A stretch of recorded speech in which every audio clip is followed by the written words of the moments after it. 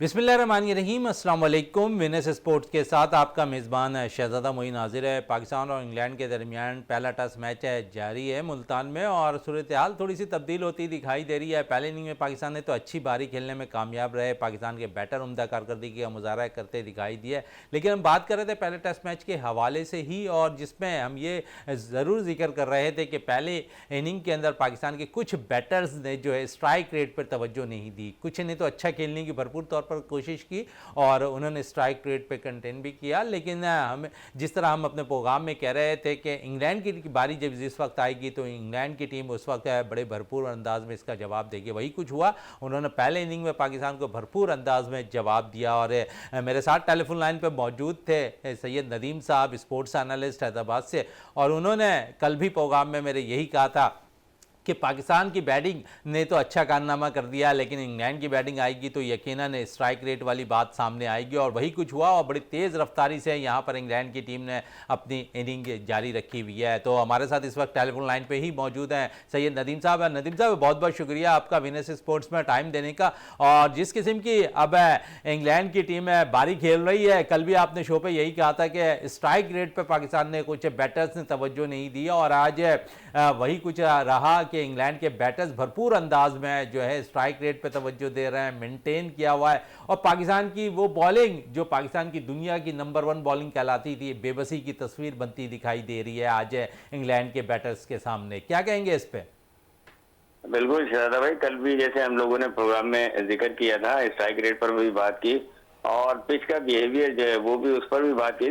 बिल्कुल flat pitch है और बैटिंग के लिए साजगार है ये पिच, तो इसके ऊपर बॉलर्स को भी कुछ एक्स्ट्रा ऑर्डिनरी करना पड़ेगा, तो फिर जाकर आपको जो है वो सक्सेस मिलेगी। अदरवाइज देख ले अभी तक जो है वो कितनी विकेटें गिरी हैं, यानी पाकिस्तान ने भी 550 के करीब रन कर दिए और इंग्लैंड के भी जो है 350 के करीब रन हैं और उनके 3 खिलाड़ी आउट हैं। तो आप ये देखें कि जो है पाकिस्तान ने तो बैटिंग की ही की, लेकिन सेकंड बैटिंग में इंग्लैंड जो है उनका जो स्ट्राइक रेट जो है वो बड़ा शानदार रहा। भाई उन्होंने जिस स्ट्राइक रेट से बैटिंग की, अच्छा वही बात नहीं है नदीम साहब, कल भी हम इस पर काफी बातें कर रहे थे कि जिस किस्म के फ्लैट विकेट है इस पे पाकिस्तानी बैटर्स ने तो कारनामा अंजाम दे दिया। यहाँ पर इंग्लैंड की जब बारी आएगी तो वो उस किस्म की इनिंग खेलेंगे जैसे कि शायद पाकिस्तान को तवक्को नहीं थी कि वो इतने तेज खेलते हुए दिखाई देंगे। वही कुछ हुआ और उन्होंने भरपूर अंदाज में जवाब दिया। देखें शहजाद भाई, ऑस्ट्रेलिया, इंग्लैंड, इंडिया, इन्होंने थोड़ा सा अपना जो वो बैटिंग का तरीक़ेकार है, आप कह लें कि तर्ज अमल बिल्कुल चेंज कर दिया है। ये जो स्ट्राइक रेट को बड़ा जो है ना अहमियत देते हैं, और आप देखें कि जो अभी जितने भी इनके जो ओपनर्स आते हैं या जो शुरू के जो टॉप ऑर्डर के बैटर्स हैं, उनका स्ट्राइक रेट आप देखेंगे बहुत शानदार स्ट्राइक रेट है।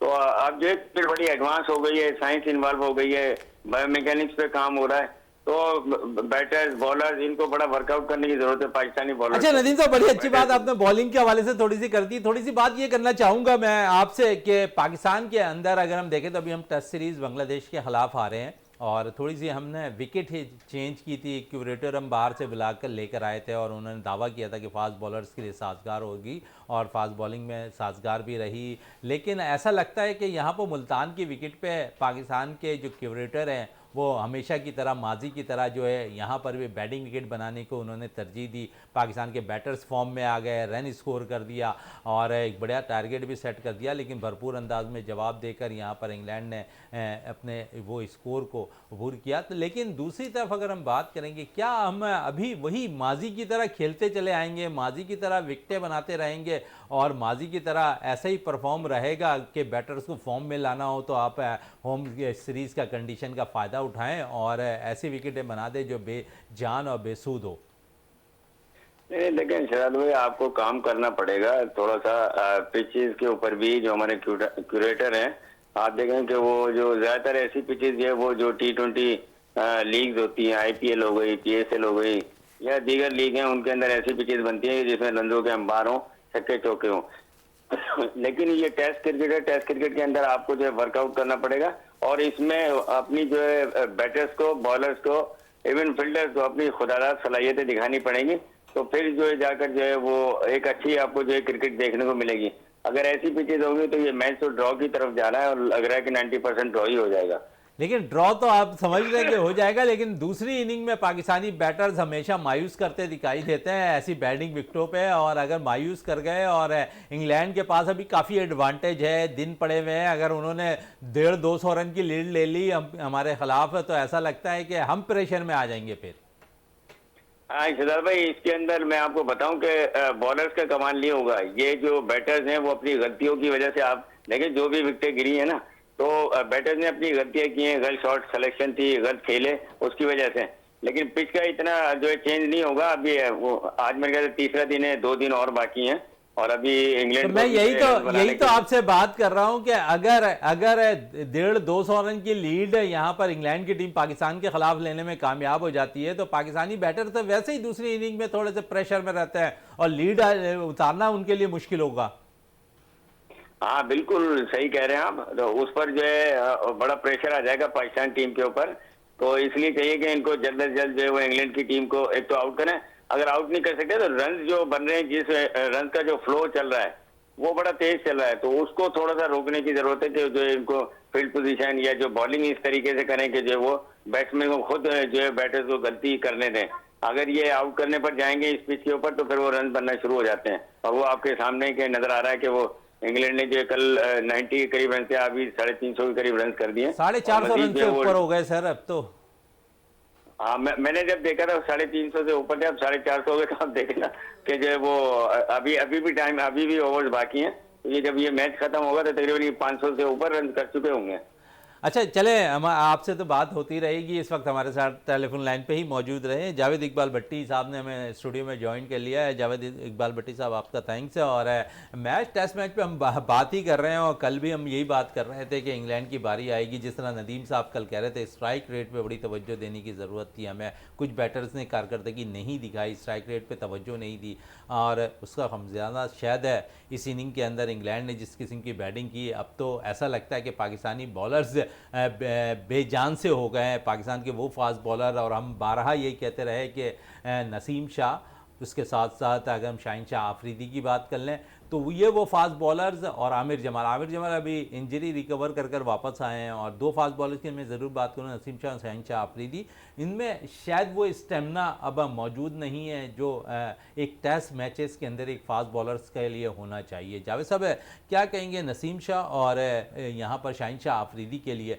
क्योंकि हमेशा हम यही बात कर रहे हैं कि जो टेस्ट के फास्ट बॉलर हैं उन्हें मौका देना चाहिए। लेजेंड वसीम अकरम की मैं बार बार इसलिए बात कर रहा हूँ कि उन्होंने पूरे पाकिस्तान से कहा कि मीर हमजा वो वाहिद बॉलर है जो टेस्ट मैच के लिए पाकिस्तान के लिए सबसे ज़्यादा मौजू है। लेकिन शायद सिलेक्शन कमेटी या गुड बुक में शायद मीर हमजा भी नहीं है, जो ऑस्ट्रेलिया में भी परफॉर्म करते हैं, जो पाकिस्तान में भी परफॉर्म करते हैं, जो डोमेस्टिक में भी परफॉर्म करते हैं। मैचेस उन्हें दे दिए जाते हैं, फिर आउट कर दिया जाता है। परफॉर्म के बावजूद है आप ऐसा टेस्ट का फास्ट बॉलर जो परफॉर्म कर रहा है उसे आप मौका नहीं दे रहे। जी मोइन भाई देखें, अगर मौका नहीं दे रहे तो आपने जैसे अभी शाहीन शाह अफरीदी की बात की या नसीम शाह की बात की, देखें हमारे बॉलर्स वो दोनों मैन बॉलर्स हैं, वो बेबसी की तस्वीर बने हुए हैं मुल्तान में। आप देखें उनकी बॉडी लैंग्वेज देखें, उन्होंने कौन सी बॉल, भाई ये बैटिंग विकेट चलो अगर है तो आप अपनी कम से कम बॉल पे तो कंट्रोल रखें। आप बिल्कुल बॉल पे कंट्रोल ही नहीं कर पा रहे, और आपकी जो मायूसी है वो आपकी परफॉर्मेंस को और नीचे की तरफ लेकर जा रही। और फिर सिलेक्शन देखें, जब आप सही प्लेयर चूज नहीं करेंगे टेस्ट मैचेस के लिए, देखें आप ये तीनों फॉर्मेट में कह रहे हैं, अफरीदी भी कह रहा है, नसीम शाह भी कह रहा है, आपने आमिर जमाल का कहा कि उसने रिकवर किया, वो कह रहा है इंजरी के बाद वापस आया। लेकिन ये कि हमारे मैन बॉलर्स, अब ये टीम ने जो है, हमारी जो टीम है, उन्होंने मैन बॉलर क्रिकेट बोर्ड ने और हमारे कोच ने इन 2 को ही रखा हुआ है। जबकि मीर हमजा आपको पता परफॉर्म कर रहा था, वो 10-10 15-15 आवर्स का बॉलर्स है, और डोमेस्टिक में उसने ज़्यादा खेले ही, 4 रोज़ा मैचेस खेले, 3 रोज़ा मैचेस खेले। आपने अक्सर बेशतर देखा होगा वनडे या T20 में मीर हमजा कम ही नज़र आते हैं। इन सारी चीज़ों पे अब आपको जो है बिल्कुल संजीदगी से देखना होगा कि भाई आपको किस फॉर्मेट में कौन सा प्लेयर जो है सूट करता है। अब वो नापसंद और नापसंद अगर इन चीज़ों पर जाएंगे तो वो उसका रिजल्ट आपको ग्राउंड में नजर नजर आ रहा है। परफॉर्मेंस नजर आएगी। जावेद इकबाल भट्टी साहब कह रहे हैं। नदीम साहब की तरफ चलते हैं और इसी सवाल का जवाब लेते हैं नदीम साहब से भी। नदीम साहब है, लेजेंड वसीम अकरम के लिए मीर हमजा की हिमायत हासिल है, लेकिन पूरे पाकिस्तान की सिलेक्शन कमेटी, पाकिस्तान की मैनेजमेंट और कप्तान खुद है शायद इससे लेजेंड वसीम अकरम की बात है मानने से इनकार कर रहे हैं। क्या कहेंगे इस पे? देखें, ये तो प्लेइंग 11 खिलाना कोच और कप्तान की सवाबदीद होती है। कप्तान अगर समझते हैं कि भाई मैं इस प्लेयर के साथ कंफर्टेबल हूँ, तो फिर वो अपनी ही पसंद के प्लेयर खिलाता है, और अगर कोच भी उसमें शामिल होता है, क्योंकि नदीम साहब इसमें मैं थोड़ा सा आपसे ये ज़रूर बात करना चाहूँगा, क्योंकि आपने कोच और कप्तान की बात की है और एक लेजेंड वसीम अकरम भी कह रहे हैं कि उन्होंने जो अपनी नज़र से देखा मीर हमजा के लिए परफॉर्म। अच्छा, इसमें मैं मीर हमजा की हिमायत इसलिए कर रहा हूँ कि वो डोमेस्टिक, जिस तरह जावेद साहब कह रहे हैं ना, वो डोमेस्टिक क्रिकेट भी 5 डे खेल रहा है, 4 डे खेल रहा है, 3 डे खेल रहा है, और उसे परफॉर्म, यानी कि डोमेस्टिक से जो मंचकर बॉलर आएगा वो आपको परफॉर्म करेगा। शाहिनशाह आफरीदी डोमेस्टिक इतना नहीं खेलते, नसीम शाह डोमेस्टिक नहीं खेलते, ठीक है। इसके अलावा अगर हम थोड़े से बैटर्स पे भी चले जाएं ना, तो आज सलमान अली आगा तमाम ही डोमेस्टिक सीजन खेलते हैं, रन कर रहे हैं। इसी तरह तमाम डोमेस्टिक सीजन सऊद शकील खेलते हैं, वह रन करते दिखाई दे रहा है। आप इसके थोड़ा सा बैक चले जाएँ आप, तो बाबर आजम डोमेस्टिक क्रिकेट नहीं खेलते, परफॉर्म आपके सामने नज़र आ रहा है। 5 डे क्रिकेट की बात कर रहा हूँ, T20 1 डे की नहीं। लेकिन यहाँ आप समझ रहे हैं कि यहाँ पर डोमेस्टिक क्रिकेट जो खेल रहा होता है प्लेयर, वो बाखूबी जानता है कि मुझे 5 दिन की क्रिकेट के अंदर जो बॉलर होता है, बैटर होता है, किस तरह सब्र तहम्मुल के साथ, किस एग्रेसिव के साथ हमें बॉल करना है। बिल्कुल शहजादा भाई, देखिए 5 डे क्रिकेट का टेम्परामेंट ही अलग है। उसमें बॉलर्स को अपनी लाइन और लेंथ पे कंट्रोल रखते हुए मुसलसल बॉलें करनी पड़ती हैं, ठीक है। तो वो मीर हमजा में ये क्वालिटी है कि वो जो इस तरह की बॉलिंग करते रहे हैं और देखने में है। और फिर डोमेस्टिक में थोड़ी सी कंडीशन मुश्किल होती है बनिस्बत इंटरनेशनल के, क्योंकि देखें ग्राउंड पर सहूलतों का होना, और वो इंटरनेशनल लेवल की तो सहूलतें नहीं होती। और वो बॉलर जो पाकिस्तान की विकेटों पे बॉल कर रहा हो, जी, और पाकिस्तानी पिचेस पे अच्छा, हर सूबे की पिच का जो है वो बिहेवियर बिल्कुल अलग होता है। सिंध का कुछ अलग है, पंजाब का अलग है, केपी के, तो ये चारों सूबों में खेलकर और फिर जब वो परफॉर्म करके आता है, तो फिर एक तो वो मेंटली तौर पे स्ट्रांग होता है, फिर जब वो इतने ओवर्स करता है तो फिर वो फिजिकली भी स्ट्रांग हो जाता है। मकसद उसकी फिटनेस जो है वो एक्स्ट्रा ऑर्डिनरी फिटनेस हो जाती है। अब ये जो कैंप लगता है, टीमें आती हैं, बाहर से टीमें आ गई, इंग्लैंड आ गई या बांग्लादेश आ गई, ये 3-4 दिन का फिटनेस कैंप होता है, कंडीशनिंग कैंप होता है 8-10 दिन का। तो कम से कम फिटनेस के लिए आपको 3 महीने दरकार होते हैं, जो प्रॉपर आप अगर फिट होना चाहते हैं। तो फिटनेस के ऊपर वर्कआउट भी जो है मतलब उस तरीके से नहीं हो पाता जो होना चाहिए। तो जो अभी जावेद साहब ने बात की कि जो वो बॉलर बेजार नजर आ रहे हैं, मैंने तो खैर नहीं देखा, तो वो डेफिनेटली जब इतने रन बनेंगे और विकेट नहीं मिलेगी, कोई आपको सीम एंड स्विंग नहीं हो रहा है, मूवमेंट नहीं आ रही है, तो फिर बॉलर जो है वो फेटअप हो जाते हैं। तो और इंग्लैंड का यही तरीकाकार है, इंग्लैंड के बैटर्स का, कि वो पहले बॉलर्स को थकाते हैं, उसके बाद फिर वो रन करना शुरू कर देते हैं। अब जोए रूट और ये हैरी ब्रूक, ये 2 ऐसे प्लेयर हैं जिनका 50 के ऊपर का एवरेज है इंग्लैंड की तरफ से। ये वाहिद मतलब, और सबसे ज्यादा टेस्ट मेरे ख्याल से जोए रूट ने खेले, और अभी आज कोई रिकॉर्ड भी कायम कर दिया उन्होंने इंग्लैंड की तरफ से सबसे ज्यादा रन बनाने का। तो उनको भी, जोए रूट को भी मुबारक हो इस हवाले से। कहने का मतलब ये कि आप बिल्कुल सही कहने कि डोमेस्टिक क्रिकेट खेलना और वो टाइम देना, मतलब वो भी हमारे 1.5-2 महीने की क्रिकेट होती है, फिर उसके बाद जो वो प्लेयर डेफिनेटली जो है उसके अंदर वो एनर्जी, वो पावर, वो फिटनेस, वो सारी चीजें मौजूद नजर आएंगी आपको। बिल्कुल सारी चीज़ें नज़र आएंगी। जज साहब है, यहाँ पर अगर हम देखें तो कंडीशन थोड़ी सी चेंज हो गई है। अब ऐसा लगता है कि गिरफ्त जो कल तक हमारे हाथ में थी, अब इंग्लैंड के हाथ में जाती दिखाई दे रही है। अगर मैंने नदीम साहब से भी कहा था कि 200-250 रन की अगर लीड वो ले लेते हैं, तो फिर पाकिस्तान के लिए मुश्किलात खड़ी हो जाएगी। आप समझते हैं हमारे बैटर से थोड़ा सा मुश्किलात में जब टीम होती है तो खेलना भूल जाते हैं।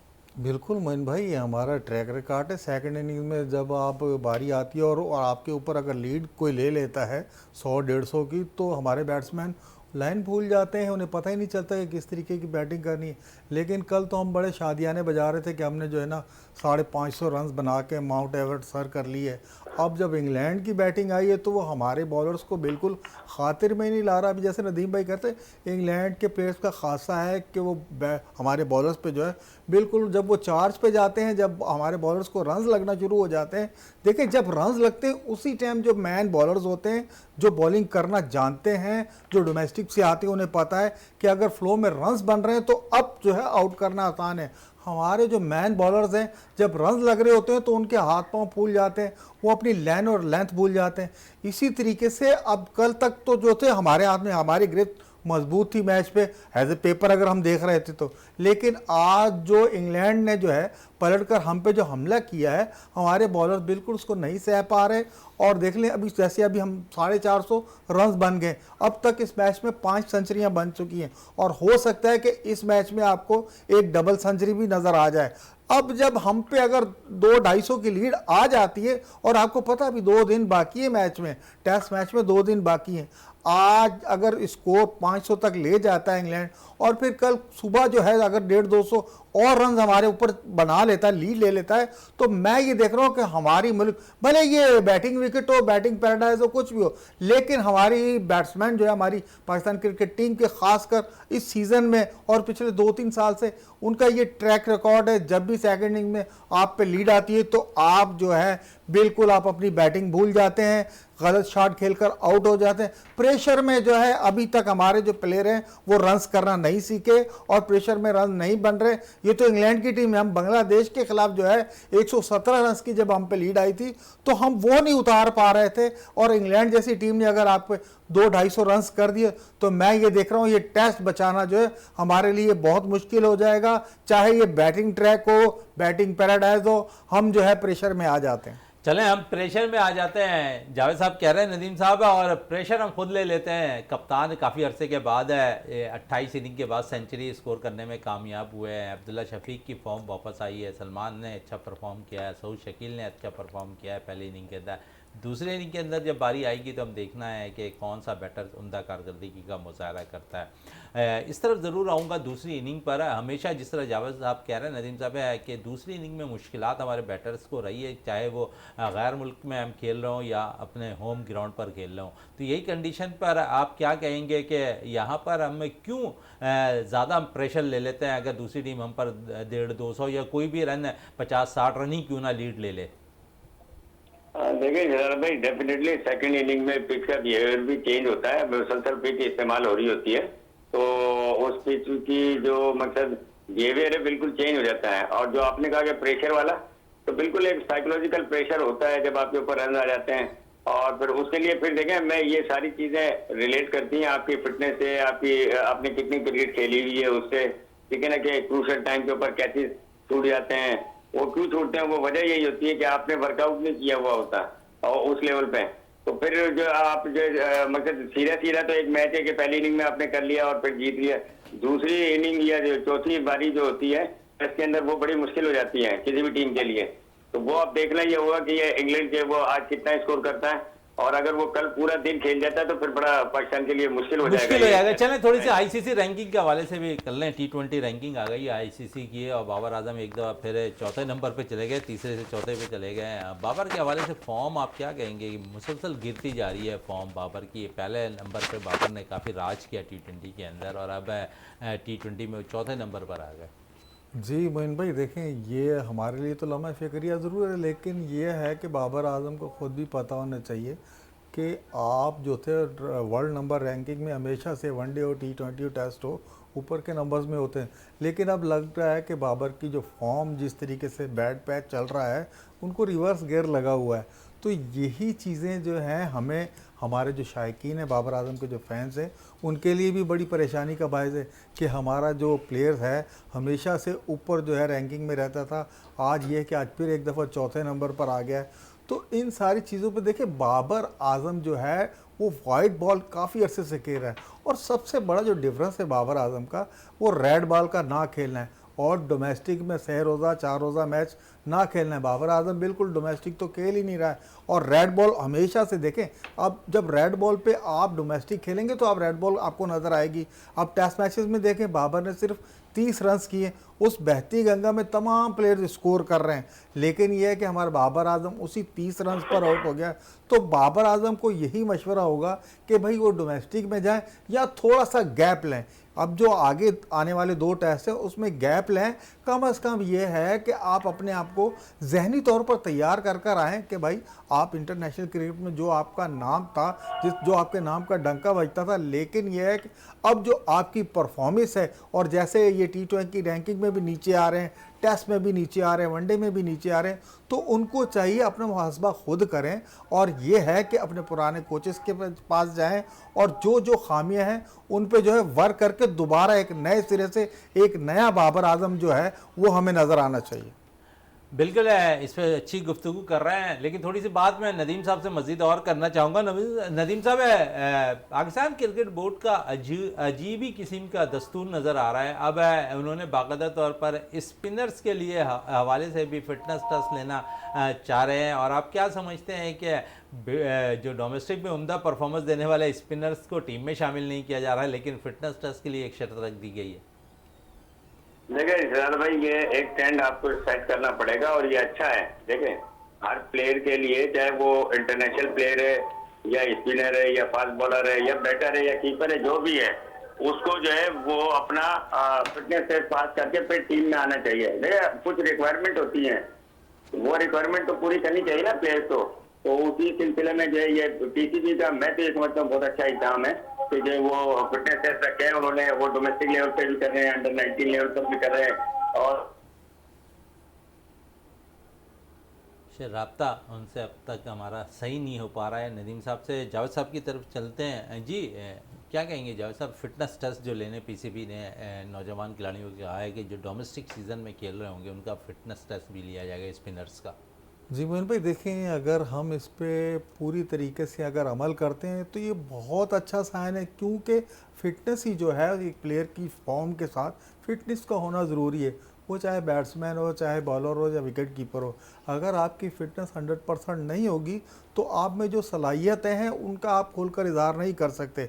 और जिस तरीके से हम मिकी आर्थर के टाइम से जो हमने फ़िटनेस पे तवज्जो नहीं दी थी और उसका जो खुमियाजा है, हमारी क्रिकेट टीम जो है वो कोई भी फॉर्मेट हो उसमें हमें नज़र आ रहा है। हमारे प्लेयर जो है हाफ जो फिट थे वो भी मैचेस खेलते रहें। अगर पाकिस्तान क्रिकेट बोर्ड ये चाहता है कि फ़िटनेस पर कोई समझौता नहीं करना, तो मैं समझ रहा हूँ कि ये हमारी क्रिकेट के लिए ग्रास रूट लेवल से, क्लब क्रिकेट से और जितने भी PCB के टूर्नामेंट्स हों, सबसे पहली शर्त जो है वो फिटनेस की होनी चाहिए। और फिटनेस पर अगर आप कोई समझौता नहीं करेंगे तो आपके स्टार ऊपर आएंगे और जो उनमें सलाहियतें हैं उनका खुलकर इजहार करेंगे। अगर आप फिटनेस ही पूरे नहीं उतरते फिटनेस पे तो आप अपनी सलाहियतों का जो इजहार नहीं कर सकते हैं। चलें इस पर मजीद और गुफ्तगू जारी रखते हैं, और स्टूडियो पे हमें ज्वाइन कर लिया है इकबाल मेमन साहब ने, स्पोर्ट्स एनालिस्ट हैं। इकबाल मेमन साहब, आपका भी थैंक्स हो रहा है। हम बात कर रहे हैं फिटनेस के हवाले से, और काफ़ी आपने फिटनेस पर भी बातें की हुई हमारे शो के अंदर। एक दफ़ा फिर पाकिस्तान क्रिकेट बोर्ड ने स्पिनर्स का फिटनेस टेस्ट लाने का फैसला किया, और जो 5 स्पिनर्स को उन्होंने तलब भी कर लिया है। महरान मुमताज़ समेत नुमान अली मौजूद हैं, जाहिद महमूद मौजूद हैं, और अदर 2 और स्पिनर्स इसके साथ मौजूद हैं। तो एक अच्छा फैसला आप समझ रहे हैं? देखिए स्पिनर्स को ज़्यादातर तो ऐसी कोई ख़ास इंजरीज़ नहीं होती। हाँ, लेग स्पिनर्स को आर्म के अंदर हो सकती हैं, या अगर वो फील्डिंग के दौरान कहीं पे गिरे हों तो उसमें चांसेस होता है। ठीक है, ये देखें अगर कानून ये है तो अक्रॉस द बोर्ड हो, हर किसी के लिए हो। बाकी ये कि अगर वो जो है आप किसी को निकालना चाहते हैं, किसी को रखना चाहते हैं, तो उसके चक्कर में तो फिर वो एक अलग चीज़ है। हमने माजी में यही देखा कि फ़िटनेस के चक्कर में जो जेन्युइन खिलाड़ी थे उनको साइडलाइन कर दिया गया, और जिनको रखना था उनको रखा गया। तो ये चीज़ अच्छी नहीं है। और हमें जो है ना, मतलब है कि अच्छा, अब हम थोड़ा सा बाबर की तरफ आते हैं। बाबर को चाहिए कि भाई बिल्कुल जावेद साहब ने सही कहा कि फ़र्स्ट क्लास खेले, और जो भी क्रिकेटर्स हैं उनको फ़र्स्ट क्लास खेलनी चाहिए। क्योंकि देखें अगर आप फर्स्ट क्लास नहीं खेलेंगे तो फिर आप जो है यही प्रॉब्लम होगा जो अभी हो रहा है। और आपकी 17 इनिंग्स हो गई हैं और उसमें आपने तकरीबन 360 रन बनाए हैं, तो ये चीज़ सही नहीं है।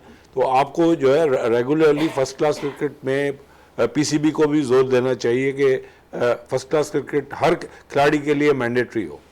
बिल्कुल, हर खिलाड़ी के लिए फिटनेस टेस्ट ज़रूर होना चाहिए, इकबाल मेमन साहब कह रहे हैं। लेकिन इस टेस्ट मैच पे भी, क्योंकि इकबाल साहब ने मैं थोड़ा सा देर से ज्वाइन किया है, इकबाल साहब टेस्ट मैच की परफॉर्मेंस पर अगर थोड़ी बात कर लें तो मुसलसल हम बात कर रहे हैं कि ऐसी विकेट बना दी गई जो फ्लैट विकेट है, जहां आसान है बैटर्स के लिए रन करना।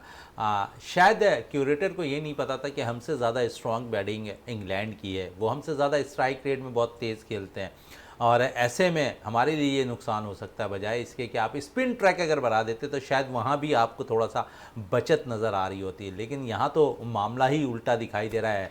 और वही कहते हैं ना कि जो अपने लिए खंदक खोदी उसी खंदक में हम गिरते जा रहे हैं, तो यही सूरत हाल इस वक्त नज़र आ रही है। देखिए, यही प्रॉब्लम हो रहा है कि एंटीसिपेशन जो है वो सेलेक्टर्स की भी सही नहीं है, कोच की भी सही नहीं है, कैप्टन की भी सही नहीं है। और दूसरी बात ये है कि जावेद साहब भी इस बात से एग्री करेंगे कि जब आपके जो है 2 खिलाड़ी आपने आउट कर दिए, 120 के करीब आपका कैच जो है निकलता है फर्स्ट स्लिप पे, और आपने फर्स्ट स्लिप नहीं रखी हुई, सेकंड स्लिप रखी हुई है, तो ये बात समझ में नहीं आ रही। क्योंकि जब पिच पे स्पीड ही नहीं है तो ज़्यादा चांसेस हैं कि फर्स्ट स्लिप पे तो उसकी जो डकेट है उसका कैच निकला था और वहाँ पे कोई भी खिलाड़ी नहीं था। तो कप्तान की भी जो है इसमें कमज़ोरी है। फिर कंटिन्यूस इब्रार को जो है बॉलिंग देना जब वो पिट रहा है, तो एक तो इब्रार की सिलेक्शन का मुझे समझ में नहीं आया। ये मैं आपसे पूछना चाह रहा था, क्योंकि आपके पास सीनियर है नुमान अली मौजूद थे जो परफॉर्म करते आ रहे थे। इब्रार को आपने बांग्लादेश के खिलाफ आखिरी टेस्ट मैच में जो चांस दिया वो परफॉर्म नहीं कर सके थे, यहाँ आपने एक दफ़ा फिर मौका दे दिया इब्रार को। और जो इस वक्त सूरत-ए-हाल या ऐसी विकेट पे जो फ्लैट विकेट हो और जिसका जहाँ पर इंग्लैंड के बैटर्स खुलकर बैटिंग कर रहे हो, वहाँ इब्रार की परफॉर्मेंस ज़ीरो नज़र आ रही है। देखिए, इब्रार जैसे बॉलर्स जो होते हैं ना, उनको जज जल्दी कर लिया जाता है क्योंकि वो कोई ख़ास स्पिन नहीं करा सकते। वो होते हैं ड्रिफ्टर्स, या उनको आप जो है मतलब ये स्लो किस्म की सीम होती है। नुमान बेहतर चॉइस थे इस टेस्ट के लिए। नुमान बेहतर थे, जाहिद महमूद बेहतर थे, और आप मुझे ये समझ में नहीं आ रही कि आपने जो है एक ड्रिफ्टर को रखा हुआ है जो स्लाइडर है, मतलब है कि उसकी बॉल जो है ना फास्ट बॉलर की तरह थोड़ी सी मूव होती है, बल्कि मैंने तो देखा कि हमारे फास्ट बॉलर्स ने उससे ज़्यादा मूव कराई है। तो देखें, इसको जज करना, और ये कंप्यूटर पर बैठ के जज कर लेते हैं कि कैसे जो है इसकी पिटाई की जाए, और आपने देखा कि आज भरपूर तरीके से उसकी पिटाई हो रही है। इकबाल भाई 33 ओवर हो गए हैं, 170 रन दे चुका है इब्रार। और मैं वही कह रहा हूं कि देखें जावेद साहब, आप मेरे से ज़्यादा क्रिकेट को समझते हैं। ऐसे बॉलर को और ऐसी फ्लैट पिचेस पे रखने का, अब ये या तो आप 4th इनिंग्स का इंतज़ार कर रहे हैं और 4th इनिंग में पता नहीं इसको मौका मिलेगा या नहीं मिलेगा। तो देखें, आप जो है ऐसे स्पिनर्स को लेके जाएं जो स्पिन कराए और रेगुलरली कराए और तंग कर सके। अच्छा, दूसरी बात यह कि आपको कभी कभी वेस्ट इंडीज़ को रिकॉल करना पड़ता है। वेस्ट इंडीज़ कहाँ पे भी जाती थी वो अटैक करती थी। अच्छा, मुझे मतलब ये इसकी जो है जमाल जो है आपका आमिर जमाल, उसकी भी बॉल में ठीक है वो जो है अच्छी करा रहा था, नपी तुली करा रहा था, लेकिन जो उसने ऑस्ट्रेलिया में बाउंसर्स कराई, ठीक है पिचेस को उसको एडवांटेज मिल रहा था। साहब, वो ऑस्ट्रेलिया की विकेट थी, ये पाकिस्तान की विकेट है, इसमें बहुत फर्क होता है। और आमिर जमाल इंजरी से रिकवर होकर वापस आए हैं। आपको मीर हमजा को इस टेस्ट मैच में खिलाना था, आपने यहाँ पर आमिर जमाल को खिला लिया। इससे कबल आप 4 फास्ट बॉलर्स के साथ जा रहे थे, आज उनकी जरूरत पेश नहीं आई आपको। देखें, दूसरी बात यह कि आज शाहीन ने भी एक अच्छी बाउंसर कराई थी, थोड़ी सी अपिश खेले जो रूट, ठीक है चौका हो गया, लेकिन उसके बाद हमने देखा कि ड्राई हो गई हर चीज़,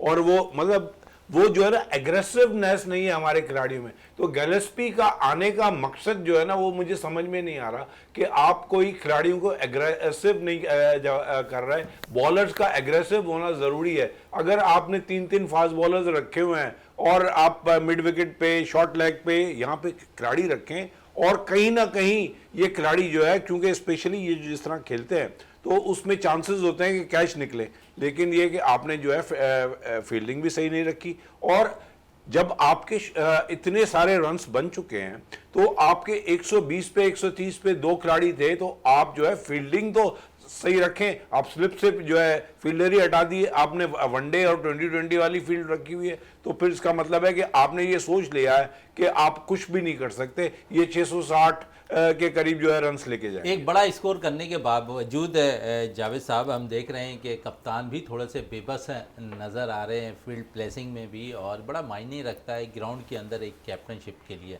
और थोड़ा सा इकबाल साहब भी कह रहे हैं कि प्रॉब्लम्स आ रही हैं कप्तान को भी, क्योंकि कप्तान के माइंड के मुताबिक फास्ट बॉलर भी उसकी किस्म की कारकर्दगी नहीं दिखा रहे, स्पिनर्स भी नहीं दिखा रहे।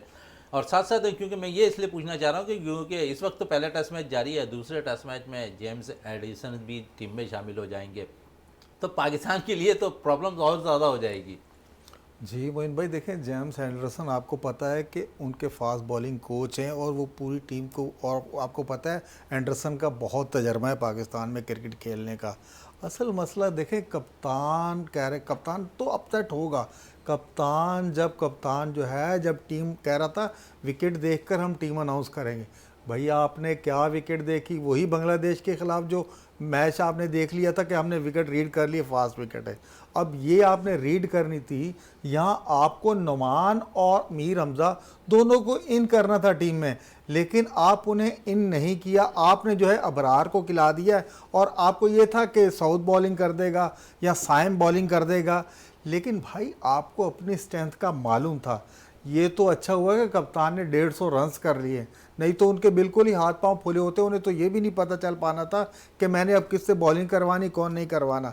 लेकिन अब जिस तरीके से इंग्लैंड बैटिंग कर रहा है तो यकीनन हमारा जो कप्तान है वो बहुत ज़्यादा दबाव में चला गया है, क्योंकि उनके प्लान के मुताबिक जिस तरह विकेट का बिहेवियर था वो समझ रहे थे कि यहाँ जो है अबरार को बहुत ज़्यादा मदद मिलेगी, साइम को मदद मिलेगी, लेकिन बिल्कुल उलट हुआ। सेम बांग्लादेश वाला रिज़ल्ट आ रहा है, क्योंकि कप्तान को अभी भी ये नहीं पता चल पा रहा कि इस विकेट का बिहेवियर क्या है। और बात वही जो हम कर रहे हैं, हमने जो माउंट एवरेस्ट सर करना था अब वो इंग्लैंड कर रहा है, और इंग्लैंड ने आपको 200-250 रन ऊपर करके दे देने हैं। फिर आपका इम्तिहान होगा कि इस बैटिंग विकेट पर आपके बैट्समैन आया के दबाव में खेलना सीख गए हैं या अभी तक वही परफॉर्मेंस है जो बांग्लादेश के खिलाफ। चलें इकबाल साहब, दबाव का शिकार पाकिस्तानी टीम है, बैटर से जल्दी आ जाते हैं, और अगर यहाँ पर भी दबाव का शिकार हो गए तो कितनी प्रॉब्लम हो जाएगी। हम फिर लगातार शान मसूद के हिस्से में छठी शिकस्त आ जाएगी। बिल्कुल। और शान मसूद तो जितने घबराए हुए लग रहे हैं, और जो 2 रिव्यू उन्होंने लिए हैं जिसमें रिजवान ने उनको मना किया है, चीख चीख के मना किया कि ये नहीं है, उसके बावजूद उन्होंने जो है वो लिया है, एक कॉट बिहाइंड का और एक LBW का, और दोनों जो है रिव्यू लॉस किए। तो मतलब है कि ये तो घबराहट ही नज़र आ रही है कि इतना स्कोर करने के बाद भी हम जो है अपनी टर्म्स को डिक्टेट नहीं कर पा रहे। ठीक है, बैटिंग पिचेस हैं या कुछ भी है शहजादा, लेकिन ये एक बड़ा रन होता है, 550 रन से ज्यादा रन स्कोर करना, अटैक करना प्रेशर में आ सकती है। आपने देखें, और जो टीम होम ग्राउंड पर अपना खेल रही हो मैचेस, तो उसके लिए तो एडवांटेज ज्यादा होता है। और दूसरी बात ये कि आपको सबसे बड़ा एडवांटेज जो है वो आपका कोच जो है वो फास्ट बॉलर है गिलेस्पी, और वो आपको ये नहीं बता रहा कि भाई इस पिच में कुछ नहीं है, आपको जान मारनी पड़ेगी। जहां पे आप 4 या 5 ओवर एक फास्ट बॉलर से कराते हैं, वहां पे आप उससे 3 करवाएं, लेकिन ये कि उसको बोलें कि फुल स्ट्रेंथ के साथ करवाएं, बाउंसर्स करवाएं, शॉर्ट लेग पे जो है बंदा खड़ा करें, और जो है स्क्वायर लेग पे बंदा खड़ा करें।